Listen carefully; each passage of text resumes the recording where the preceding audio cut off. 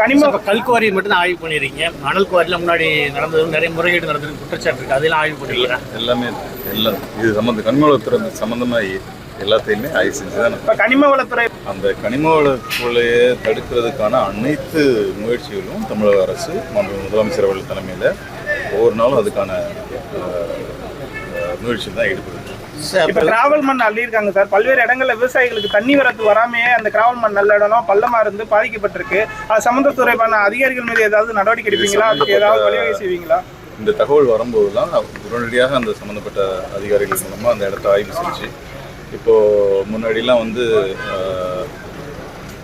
ஒரு கிராவல் அல்றதுக்கு முன்னாடி அந்த இடத்த சர்வே பண்ணுறது, அதாவது ட்ரோன் சர்வே அதெல்லாம் முன்னாடி கிடையாது. இப்போது எப்படி சொல்லியிருக்கோம்னா, அது அல்றதுக்கு முன்னாடி ட்ரோன் சர்வே பண்ணி ரிப்போர்ட் கொடுத்துட்டு அதுக்கப்புறம் அழுனதுக்கப்புறம் முடிச்சதுக்கப்புறமும் ட்ரோன் சர்வே பண்ணுங்கிறது நம்ம மாண்பு முதலமைச்சர் சொல்லி அப்போ தான் சரியான அளவு அள்ளியிருக்காங்களா இல்லை அதிகமாக அள்ளியிருக்காங்கிறது. கட்டுமான நிறுவனங்களுக்கு குவாரி அனுமதி இல்லாதனால மணல் டிமாண்டாக இருக்குது அப்படின்னு சொல்லி குற்றச்சாட்டு இருக்குது.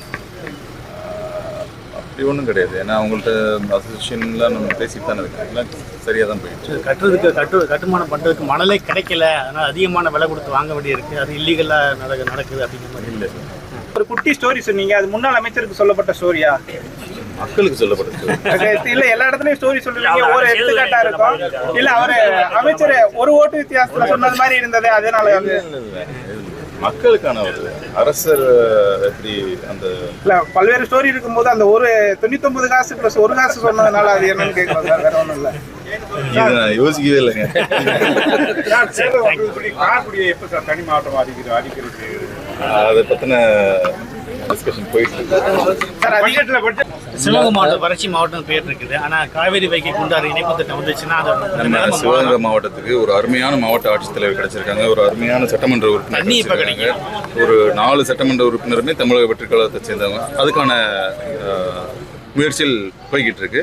4 சட்டமன்ற உறுப்பினர்களுமே தமிழ்நாடு முதலமைச்சர் அவர்களின் தமிழக வெற்றிக் கழகத்தை சேர்ந்த முதலமைச்சர் சட்டமன்ற உறுப்பினர்கள் ப்ளஸ் அமைச்சர் பதவி கொடுத்துருக்காங்க.